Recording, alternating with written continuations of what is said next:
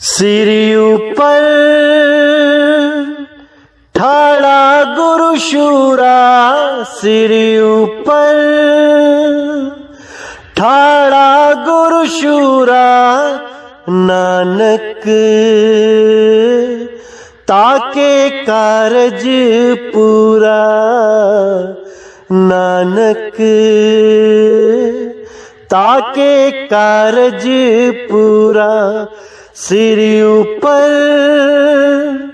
ठाड़ा गुरु सूरा, सिर ऊपर ठाड़ा गुरु शूरा, नानक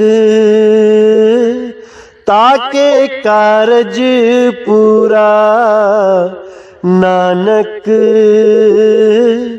ताके कारज पूरा, नानक ताके कारज पूरा।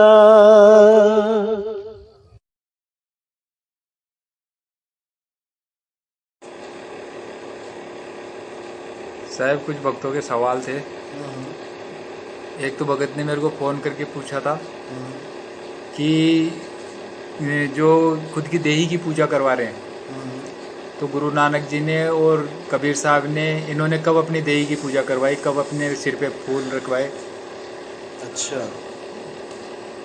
तो इसका देखो जी, ऐसा है कि पहले तो वो ये भूल जाए कि देही की पूजा हो रही है। पूजा होती है गुरु चरण की। ध्यान मूल गुरु रूप है और पूजा मूल गुरु पांव। गुरु के पैरों की पूजा होती है हमारे यहाँ। अब इस वाणी को अगर खोलेंगे हम, ध्यान मूल गुरु रूप है, यानी कि ध्यान अगर करना है किसका? गुरु रूप का। तो क्या हमारे शक्ल का रूप क्या याद करोगे कि गुरु की शक्ल को याद करोगे? चलो, आंखों वाले ने कर ली, अंधा किसको याद करेगा? अंधे के लिए गुरु का रूप क्या है? अंधे के लिए क्या है गुरु का रूप? अंधकार। अंधकार। तो क्या वो काला पर्दा देखेगा क्या गुरु के रूप के नाम पे? ध्यान मूल गुरु रूप है, यानी कि गुरु ही तुम्हें बताएगा कि गुरु का रूप क्या होता है। एक देही गुरु ही बता सकता है कि विदेही गुरु का रूप क्या होता है। अपने रूप से छुड़वा के, अपने इस नकली रूप से छुड़वा के अपने असली रूप से जोड़ेगा वो आपको, क्योंकि देही गुरु स्वयं विदेही गुरु है। देह तो केवल आपको समझाने के लिए धारण करके आ रहे हैं। सरवर तरवर संत जन और चौथा बरसे में, बोला ना उन्होंने जी। परमारथ के कारण इन चाराधारी देह। पहले तो इस चीज़ को भूल जाओ कि कोई अपने शरीर की पूजा करवा रहा है। इसको बिल्कुल भूल जाओ। शरीर की पूजा करवा रहा होता शरीर के, तो फिर अपने पैरों में फूल डलवा रहा होता। लेकिन फूल कहाँ चढ़ रहे हैं? सिर के ऊपर। हमारी देह कहाँ से कहाँ खत्म होती है? पैरों से होती हुई यहाँ तक खत्म हो जाती है। यहाँ से आगे मालिक का स्थान चलता है, मालिक का लोक है। तो वहाँ पर फूलों में, चरणों में फूल डालते हैं। मालिक के चरण, मालिक के चरणों में फूल है। ध्यान मूल गुरु रूप है। गुरु का रूप पता लग गया आपको क्या है? शब्द रूप है। अब पूजा मूल गुरु पांव। पूजा कर दी है तो गुरु के पैरों में चढ़ाओ फूल, ठीक है। अब मंत्र मूल गुरु वचन है। जो गुरु तुम्हें बता रहा है, जो समझा रहा है, सत्संग कर रहा है, यही मंत्र है। अलग से नहीं तुम्हें कोई मंत्र देगा। ओम दे दिया, कलीम दे दिया, ज्योत निरंजन दे दिया, अलग से कोई मंत्र नहीं देना है। और मोक्ष मूल सत्य भाव। जब तुम्हारे भाव में, अपने ही भाव में सत्य झलकने लग जाएगा, यानी तुम्हारे अंदर छल कपट नहीं रहेगा, बात बिल्कुल क्लियर करोगे, तभी तुम्हारी मुक्ति होगी जी। बिना सद्भाव के मुक्ति नहीं हो सकती। तुम सोचो मैं ठगियाँ तो मारता रहूं लेकिन मैं परमात्मा को पालूं, ऐसा नहीं होगा। तुम कहो मैं पंचविकारों में तो रहूं, लंगोटी पहन लूं, केवल लंगोटी पहनने से मुझे परमात्मा मिल जाएगा, मैं बहुत बड़ा गुरु बन जाऊंगा, ऐसा भी नहीं है। भूल जाओ लंगोटी को भी फिर, ठीक है ना। सारा खेल है शब्द गुरु का। बात इतनी सी, इससे ज़्यादा कुछ नहीं। चरणामत क्यों दिया जाता है? चरणामत दिया जाता है मन को झुकाने के लिए, क्योंकि तुम्हारा मन है हाथी। मैं चीफ मिनिस्टर हूँ, मैं डॉक्टर हूँ, मैं इंजीनियर हूँ। सही है। तुम नाम लेने भी आओगे तब भी मिनिस्टर बन के ही आओगे। तुम नाम लेने आओगे डॉक्टर बन के आओगे, कहोगे ये क्या है बंदा, ही मैं डॉक्टर हूँ, ये क्या है। जब चरणामृत से पानी गिरता है ना तो मन ऐसे हो जाता है, पीना पड़ेगा भाई, मुक्ति चाहिए, पीना पड़ेगा। तब मन नीवा होता है, तब उसको समझ में आता है बेटा मुक्ति चाहिए, पीना पड़ेगा। अब उसकी शुरुआत हो जाती है मरने की। अब धीरे धीरे धीरे उसकी मनोवृत्तियाँ बदल जाती हैं। जब चरणामृति ले लिया बचा क्या फिर? भाई तुमने आज तक अपने माता पिता का भी चरणामृत नहीं लिया होगा, जिसकी प्रॉपर्टी तुम्हारे तुम ऐश कर रहे हो, जिसकी प्रॉपर्टी पे जो तुम्हें सारा प्रॉपर्टी दे के गए हैं, तुम्हें जीवन दान दिया, तुम्हें सब कुछ दिया, उसका भी नहीं लिया चरणामृत तुमने आज तक। लिया हो तो बता दो। लेकिन गुरु को पता है ना ये मन को कैसे मारना है, गुरु के पास तरीका है। तो कह रहे मन को मार गगन चढ़ जाई, पहले मन को मार, पान परवाना ले, उसके बाद गगन चढ़ जाई, फिर विधि ले। मान सरोवर पैठ नहाई, तब मान सरोवर की झलक मिलेगी। जहाँ पर कौवा हंस बनेगा जाके, तब बात बनेगी। यहाँ कोई अपने शरीरों की पूजा नहीं हो रही है, ये विधि है। हर चीज़ हर तरीका शरीर में ही है। कबीर साहब ने काया को ही तो खोला है, काया भेद किया निर्वारा, सारे भेद काया के ही खोले। परमात्मा कोई आसमान में थोड़ी नहीं बैठा कि जंगलों में बैठा है। इसी काया के द्वारा ही तुम्हारे मन को गिराया जाएगा, इसी काया के द्वारा तुम्हारी सोच को पहुंचाया जाएगा। बिना काया के क्या करोगे? तो काया कहते काया माही देही माही विदेही दर से। अब माही को मतलब ये समझ लेते अंदर, जबकि देही से ही विदेह का ज्ञान हो सकता है, यानी नर देही से। नर देही नहीं है, कुत्ते की देही है, क्या वो सिमरन कर लेगा? नहीं कर सकता, नहीं कर सकता, नहीं कर सकता। तो ये नर देही की महानता है कि देही माही विदेही दर से। साहिब तो सर वो कबीर साहब ने और इन्होंने तो कभी नहीं करवाई पूजा? ऐसा कभी नहीं है कि नहीं करवाई पूजा।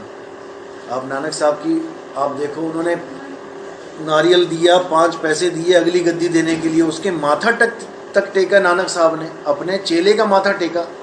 जिसको रामपाल जी महाराज भी कहते थे कि नानक जी का नाम खंड हो गया था। क्यों? अपने चेले का माथा टेक दिया, सिर लगा दिया उसके पैर में। अरे चेले को माथा नहीं टेका, उन्होंने गुरु पद को माथा टेका कि अब जिस गुरु पद पे मेरा चेला बैठने वाला है, अब ये लाखों को तारेगा। गुरु पद को माथा टेका जाता है, किसी शरीर को माथा थोड़ी टेक रहे हैं। समझ रहे हो? कोई गुरु पद पे बैठा है तो वो पूजने योग्य हो जाता है। क्यों? वो ज्ञान दे रहा है तुम्हें, वो ऐसा ज्ञान दे रहा है जिससे तुम्हारी मुक्ति हो जाएगी। जी सर। ना कि तुम शरीर को पकड़ के बैठ जाओ उसके।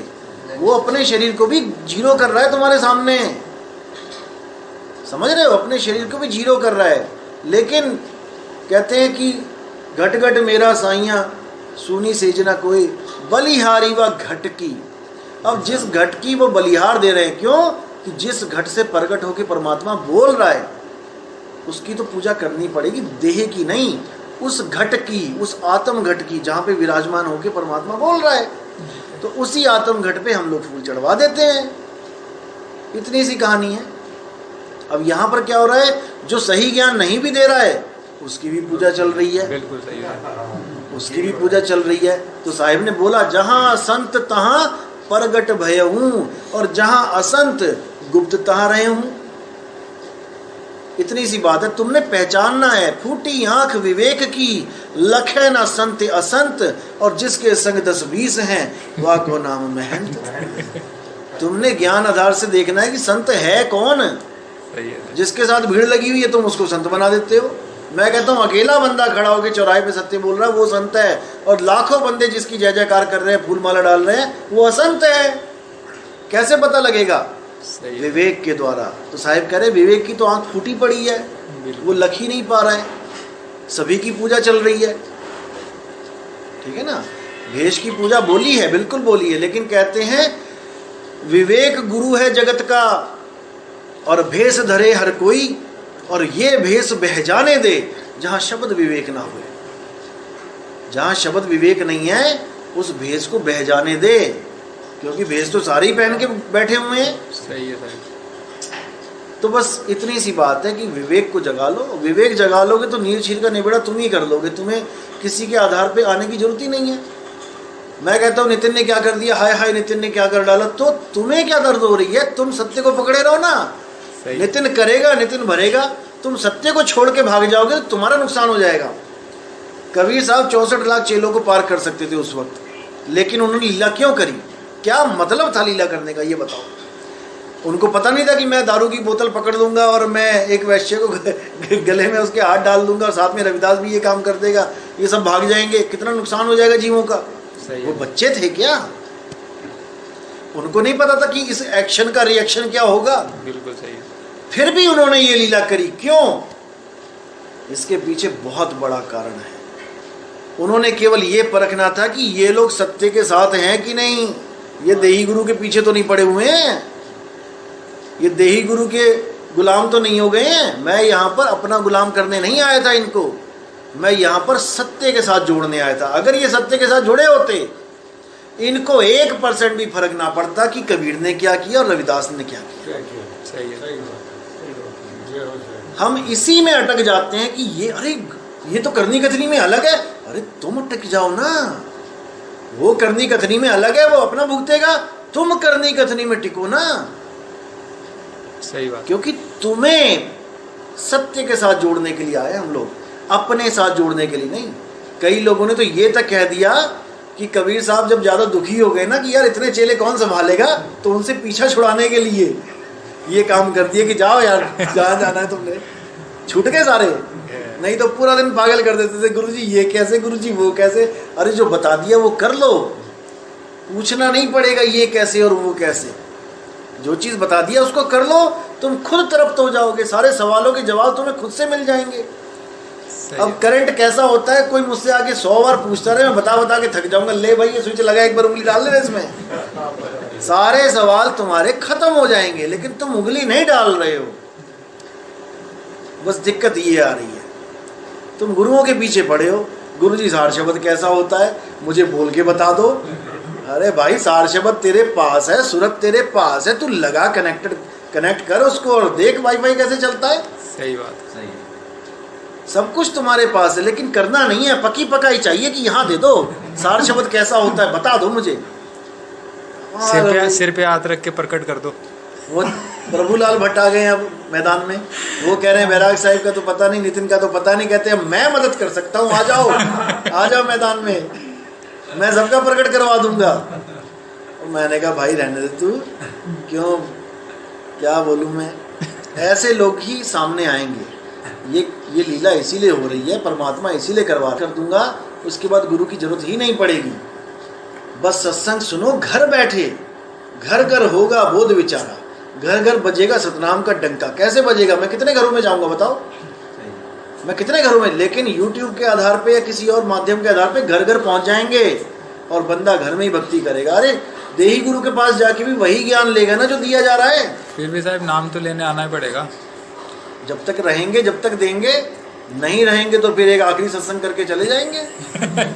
और क्या, उनको महाराज जी को टेंशन हो गई है बढ़िया गद्दी वालों की, ऐसे नितिन अगर ऐसे खोलेगा फिर तो फिर गुरु का जरूरत ही नहीं पड़ेगी। मैंने कहा तुम्हें ज़्यादा टेंशन है, गुरु की जरूरत नहीं पड़ेगी, तुम्हारे पास नहीं आएंगे लोग। अरे जब उसको घर में ही गुरु मिल जाएगा, जब घर में ही गुरु मिल जाएगा। बाबा रामदेव ने योग टीवी पे ही सिखा दिया और टीवी पे सीख के बंदे को फायदा मिल गया, तो वहाँ क्यों किराया भाड़ा खर्च करके जाए भाई वो। सही है।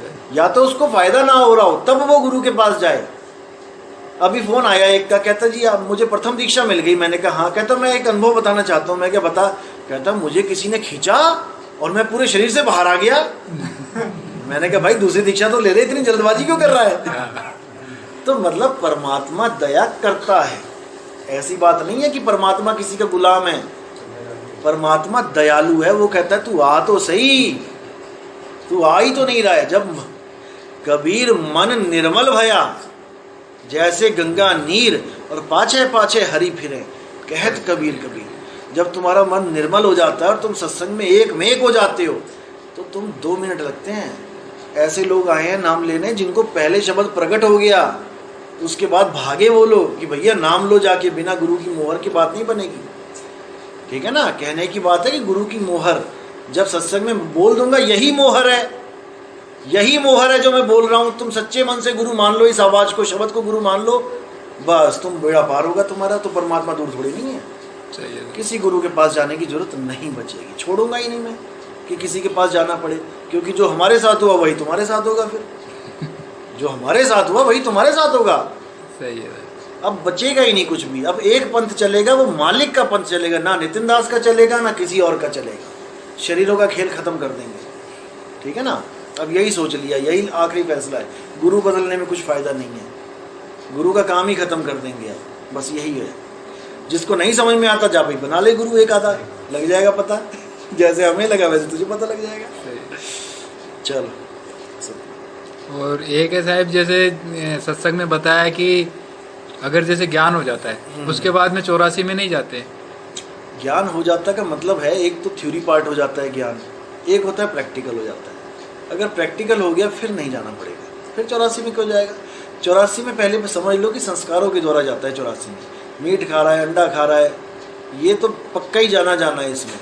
संस्कार जागृत हो जाते हैं तो परमात्मा मदद करता है। परमात्मा भी तो कोई चीज़ है ना, पहले ये समझ लो। अगर भक्ति लाइन में बंदा दृढ़ हो रहा है, वो कहते हैं भक्ति बीज पलटे नहीं, जुग जाए अनंत, धनी निर्धन हो सके रहे संत का संत।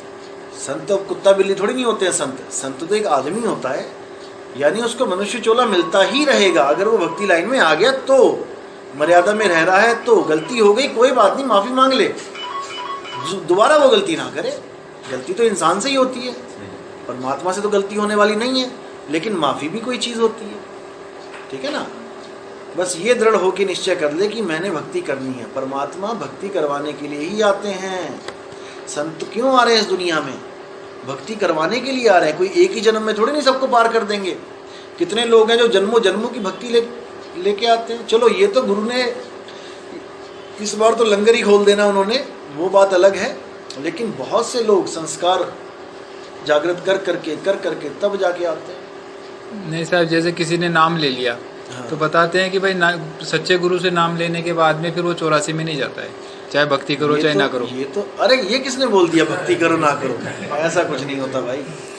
ऐसा होता है, आप किसी गुरु से नाम ले लिया, आपने सही गुरु से नाम ले लिया, आपने अगर एक दिन भी भक्ति करी, 2 दिन भी भक्ति करी, तो वो आपकी काउंटिंग में आ जाता है। अगर आप मर्यादा खंड नहीं कर रहे हो तो आपकी भक्ति अगले जन्म में वहीं से शुरू होगी जहाँ से आपने ख़त्म करी है। जैसे आपने फर्स्ट क्लास पास कर ली, अब आप किसी भी स्कूल में जाओगे तो आपको पहली क्लास के बाद ही एडमिशन मिलेगी, ये तो है। लेकिन अगर नाम ले लिया और भक्ति 1 मिनट भी नहीं करी, फिर नाम लिया ना लिया बराबर है। फिर तो डॉक्टर से दवाई लेके जेब में डाल दी तुमने, अब क्या बीमारी ठीक? फिर भी 84 से तो बच ही जाएगा ना साहब। 84 से बचने का एकमात्र साधन है भक्ति। भक्ति बीज पलटे नहीं, भक्ति तो करी नहीं, कैसे बचेगा? भक्ति तो भाई मेरी बात सुनो, परमात्मा कबीर साहब जैसे आए इस दुनिया में, अब कहते हैं लोग कि परमात्मा के दर्शन हो जाए बात बन जाए। उनके दर्शन नहीं किया, पांडवों ने भी किए दर्शन, पंडितों ने भी किए, सबने किए, यानी सब बच गए 84 से। फिर तो थ्योरी नहीं चलेगी, प्रैक्टिकली चलेगी। प्रैक्टिकल करना है हमने, सीधी सी बात है। ठीक तो है ना। नाम लेने से 84 से नहीं बचेंगे। ना केवल नाम लेने से कोई नहीं बचने वाला।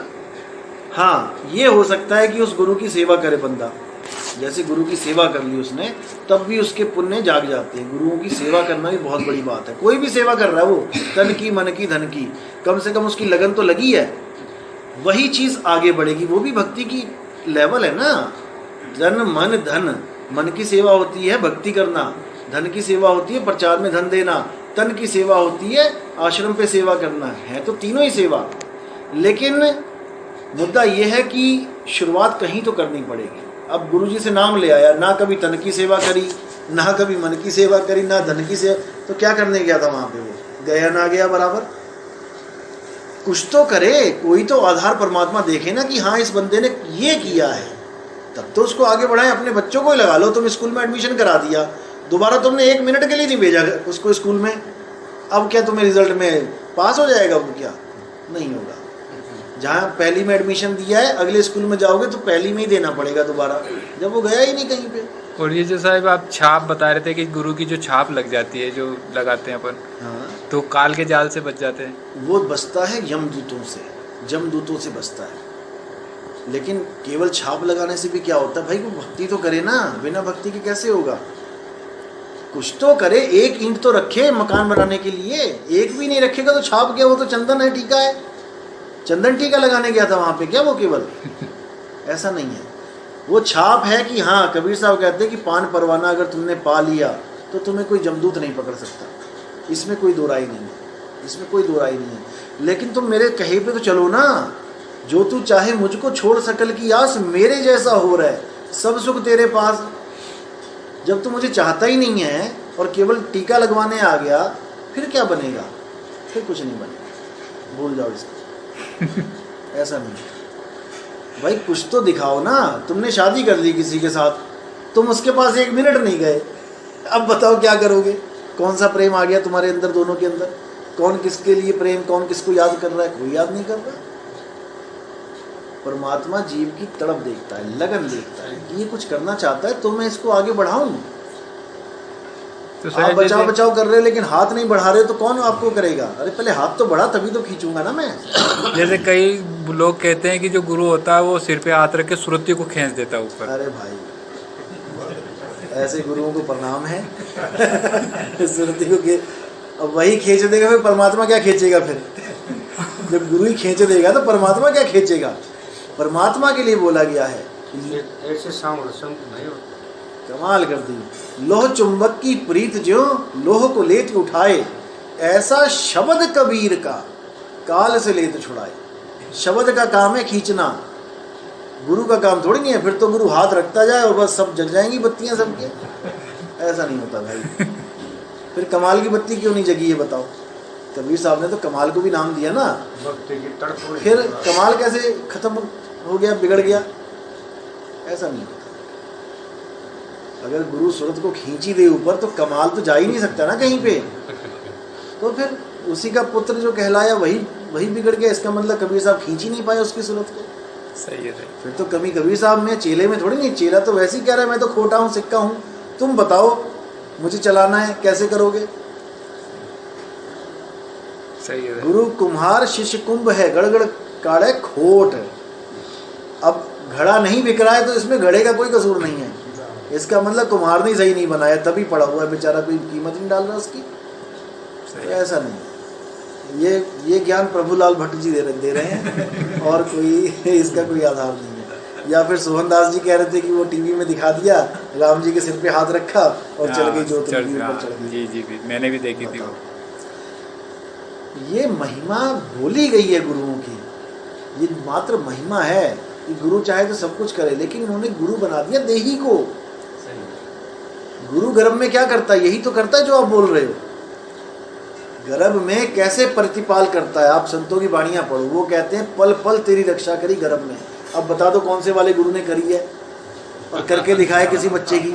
सही बात। ये परमात्मा रक्षा करता है। परमात्मा को तो ये लोग मान ही नहीं रहे हैं। इन्होंने देही गुरु को ही तो सब बना दिया इन लोगों ने। देही गुरु की एक मर्यादा है, देही गुरु का एक रोल है, और कहाँ तक है वो मैं सत्संगों में खोल चुका हूँ कि देही गुरु का रोल कहाँ तक है। इससे आगे अगर कोई कहे तो उससे बड़ा मूर्ख कोई नहीं है। बचोले का रोल तुम्हें पता है कहाँ तक है? तुम्हारी जो शादी हुई उसमें बचोला था एक बीच में, जिसने लड़की की फोटो लड़के को दिखाई, लड़के की फोटो लड़की को दिखाई। अब उसका रोल कहाँ तक है तुम भली प्रकार जानते हो। तुमने खूब चक्कर लगाए बचोले की भी उस वक्त। अरे भाई फोटो दिखा देना, अरे मिलवा दो ना भाई एक बार। खूब चक्कर लगाए, और जब शादी हो गई उसके बाद बुलाया तक भी नहीं, भाई तू वहीं रह यहाँ से बस। तो कह रहे कहा कही की है नहीं, देखा देखी की बात, दूल्हा दुल्हन मिल गए और फीकी पड़ी। लिखा पड़ी की है नहीं, ये लिखने पढ़ने वाली बातें नहीं है, कहने सुनने वाली बातें नहीं है। ये देखा देखी की बात है। प्रत्यक्ष देखा है, उसको अनुभव किया है तो बोलो, वरना मत बोलो। बिन देखे वा देश की बात करे सो कूर, और आपे खारी खाते हैं बेचत फिरे कपूर। बस मैं ये बोलता हूँ तो इन लोग को मिर्ची लग जाती है। मैं कहता हूँ तुम गुरु गद्दी पे बैठ गए हो, क्या तुमने अनुभव किया है? पहले ये बता दो, परमात्मा को साक्षी मान के बता दो। बस वहीं पे इनकी हालत खराब हो जाती है कि ऐसा कैसे बोल दिया। अरे क्या लंगोटी को पहन के गुरु बनना है क्या? लंगोटी पहन के गुरु बनना होता 6 महीने में मिल जाती है, मैं 6 महीने में बन जाता गुरु। मैं कहता हूं, पानी में बैठो 1 मिनट के लिए, पानी में बैठो, गंगा में मारो डुबकी 1 मिनट के लिए, तुम नाम जप के दिखाओ तुम्हारे पास असली है कि नकली। फिर वहाँ श्वास में काम लो। तो फिर तो ये श्वास का मतलब है ये क्षण प्रति। देखो सत्य की तो चोट ही अलग हो जाए। सही वो गच्चिन को चले को झप दी, अच्छा साहब को मेरे को मचे जब और मतलब कोई अचानक आई, अचानक ही मुझे जिंदगी जो एक सत्संग सुनेगा। एक बार तो आना पड़ेगा। जाके साहेब, जब हो जाएगी जो जीव बताया 10वां जीव ही सार शब्द है। जीव तो नीचे की अवस्था है ना। जीव कब 10वां सोहम जीव बताया आपने सत्संग में। 10वां सोहम पहला, जैसे पहले बताया कि सबसे पहला सोहम सार है, सार है। लेकिन वहां पे बोला कि 10वां सोहम सार है। 10वां सोहम सार बताया ना। हाँ जी। यानी कि नीचे की अवस्था जितनी भी सोहम की अवस्था है वो असार है, ऐसा। सबसे ऊपर जो है वो सार है, वही सार है। उसी सोहम को आप बोलते हैं कि सोहम, फिर वो सोहम नहीं रह जाता, वो सोहम हो जाता है। नहीं तो उसमें ये बताया ना कि जो 10वां सोहम है वो जीव है, जो 10 सोहम की व्याख्या बताई। वो एक जगह जो है वाणी मिसप्रिंट है, उसमें वो 10वां सोहम लिखा नहीं हुआ है, लेकिन दूसरी अगर किताब देखोगे आप उसमें सोहंग लिखा हुआ है, 10वां जो जीव लिखा हुआ है सोहम। हाँ, सोहम जीव है। और उससे आगे बताया कि जो 10वां सोहंग है वही सार शब्द है। उसमें पहला सोहंग सत्य बताया ना। हाँ। पहला सोहंग सत्य और आखिरी सोहंग बताया जीव। बीच में सारे बता दिए, अचिंत और पता नहीं कौन कौन से ये त्रिगुण, ये सारे बताए। यानी कि ये सब अवस्थाएं जो हैं, सबसे नीचे की अवस्था जीव की बता दी गई है, सबसे नीचे की अवस्था। और जब से सबसे ऊपर की अवस्था वो 10वां सोहंग जो सार है, इसको उल्टा कर दिया ना उन्होंने। अच्छा। उल्टा कर दिया। जैसे हम कहते हैं कि लाइन लगी है, तो सबसे पहला बंदा इधर जो है, अगर इनको उल्टा कर दो सबसे आखिरी में तो हो गया। तो ऐसे बताया है कि जब गिनती करोगे तो वो नीचे की तरफ जा रहा है, सबसे लास्ट में सोहम, लेकिन जब उल्टा करोगे इसको तो सबसे ऊपर वो सत्य की अवस्था है। किसी भगत ने फोन किया, बोले 10वां सोहम ही सार शब्द है और 10वां सोहम जीव है, तो जीव तो बंधन में, तो सार शब्द समझ ही नहीं पाया वो, सही से समझ नहीं पाया। सही जो एक वाणी और है ना इसके ऊपर, सप्त अंड पर सोहम साजे, हाँ, और जा पर सार शब्द दुनि गाजे, तो ये भी वाणी है। ये भी वाणी है, उसके स्वरूप की वाणी है ना, स्वरूप की है, क्योंकि जीव का स्वरूप भी इन सबसे ऊपर है, ऊपर है, पिंड से इससे ऊपर है, देह से ऊपर है, देह से ऊपर है। तभी तो जीववादी देह को नहीं मान रहे हैं। हाँ। जीववादी क्या कहते हैं कि देह क्या है, कहे तो कुछ भी नहीं है, जीव ही सब कुछ है। आप किसी भी जीवा पंथ में चले जाओ, जीव को मानते हैं। पारक सिद्धांत में चले जाओ, सिद्धांत में वो भी यही बात कर रहे हैं, अपने स्वरूप को पाना है, अपने स्वरूप को पाना है, लेकिन वो जीव स्वरूप को सत्य मान बैठे, वो जीव स्वरूप को सत्य मान बैठे, जबकि जीव स्वरूप सत्य नहीं है। जीव है नाम भूल का, अज्ञान का, और जब इस भूल को सुधार लोगे तो तुम शिव अवस्था में आ जाओगे, वहां पर फिर शिव भी नहीं है। जीव शिव सब प्रगटे वह ठाकुर वह दास, और कबीर और जाने नहीं एक राम नाम की आस। अब राम नाम क्या है? वो अपनी अवस्था, निज अवस्था है, वो परमात्म तत्व है जिसका कभी नाश नहीं होता। साहिब जी जो कबीर सागर में एक वाणी हो रहा है, जैसे ये सोहम सोम सत्य कबीरा, शब्द मंत्र है प्रकट शरीरा, वो तो प्रकट है मंत्र शरीर तो में, वो इसके ऊपर ही है। इसी यही तो बता रहे हैं वो कि सोहम सोहम सत्य कबीरा, मैं ही तो हूँ, वो तुम भी हो। शब्द हमारा तू शब्द का सुन मत जा सरक। सरक क्यों बोला? क्योंकि ये ज्ञान समझ में ही नहीं आता जल्दी। बंदा का ऐसा होता है, जैसे किसी ने किताब खोली, बच्चे क्या करते हैं, किताब खोली, जो आसान आसान सवाल है वो याद कर लिया, मुश्किल वाला आया इसको सरका देते हैं, ये नहीं समझ में आ रहा। अब साहिब क्या करें कि तू मत जा सरक, ये नहीं आ रहा ना, इसको घोट के पी जाए, एक बार गुरु के पास जाए, इस सवाल को इतनी बार पढ़ इतनी बार पढ़ कि सबसे आसान ही यही हो जाए, क्योंकि सबसे मुश्किल सवाल ही शब्द है। इस संसार में सबसे मुश्किल सवाल शब्द है, शब्द की परख करना। इसलिए बोला गुरु मेरे सभी बड़े अपनी अपनी ठौर, शब्द विवेकी पारखी। सोचो कितनी बड़ी महिमा गाई है, शब्द विवेकी पारखी सो माथे का मोर। ये नहीं बोला कि कोई बहुत बड़ा तांत्रिक हो, बहुत बड़ी रिद्धियों सिद्धियों वाला, वो मेरे सिर पे बैठेगा, जो सिर पे हाथ धर दे और वो जोत चली जाए ऊपर, उसको बोला है। नहीं, शब्द विवेकी पारखी, जो शब्द का विवेक कर दे, जो उसकी परख कर ले, वही सतगुरु सबसे ऊंचा है। तो उसी के लिए बोला कि हम वासी व देश के जहाँ जात वर्ण कुल नाही, शब्द मिलावा हो रहा देह मिलावा नहीं। पहले तो देह को त्यागो, खत्म कर दो देह को। कौन गुरु है छोड़ो, शब्द क्या बोल रहा है, वो शब्द की महिमा क्या गा रहा है उसको जानो। अब क्या कह रहे हैं, हम वासी व देश के जहाँ जात वर्ण कुल नाही, सैन मिलावा हो रहा शब्द मिलावा नहीं। क्योंकि शब्द भी बहुत सारे हैं, तुम्हें पता नहीं कौन सा पकड़ा दे गुरु। कई गुरु ऐसे जो कहते हैं नहीं हमारे शरीर की बात छोड़ो, हमें नहीं ध्यान है, ये नाम ध्याओ, जय श्री। या कोई और नाम, ये नाम तुम्हारा कल्याण करेगा। अरे वो भी तो शब्द ही है, सहन थोड़ी नहीं है। इसलिए साहिब ने कहा शब्द शब्द बहुअंतरे सार शब्द मत लीजय। कहाँ है कबीर जहाँ सार शब्द नहीं, दृढ़ जीवन से जीजे। धिक्कार है उस जीवन पे जो शब्द की महिमा नहीं जान पा रहा है। शब्द को ये मान के बैठा है कि 52 अक्षरी शब्द है या अनहद शब्द है या अजपा शब्द है, इसी को मान के, जाप को मान के बैठा है। जैसे लोग कहते हैं राम से बड़ा राम का नाम। अब राम जी तो खुद बोल के बताते थे कि मेरा नाम राम है, राम जी का नाम लिख दिया राम। अब ये बोल के बताए ना कि मेरा नाम राम है, तब तुम्हें मानो कि राम जी से बड़ा है। ये राम जी से छोटा है। जिस राम की बात हो रही है, जिस नाम की, वो ये नहीं है। वो राम का नाम राम से बड़ा क्यों है? क्योंकि राम जी भी पैदा होते हैं और चले जाते हैं, लेकिन वो नाम ना पैदा होता है ना कभी जाता है। और जैसे गरीबदास साहिब जी ने सतग्रंथ साहिब में जो कहा है, और इसी को रामपाल जी महाराज ने मैं वो बनाया, ओम सोहम सत्य कबीर और तातय टूटय यम जंजीर। बिल्कुल सही, तीनों कोड लगे हैं। नकोड तीनों कोड इसी को गीता में बताया है। अक्षर अक्षर ओम सोहम तत्व विचारा बंक नाल में किया संभारा। नहीं, इसमें आगे भी तो बोला एक राख ले एक काट ले। ओम पहले सोहम गईले सत कबीर पर स्थिर बोली। तो वो तो प्रक्रिया थी। बोलो बोलो ओम पहले सोहम गहिले। अच्छा, ओम बुधवार पहले सोहम को गहिले अंदर ले ले और सत्य कबीर पर स्थिर बोले। तो ये सार नाम हो गया।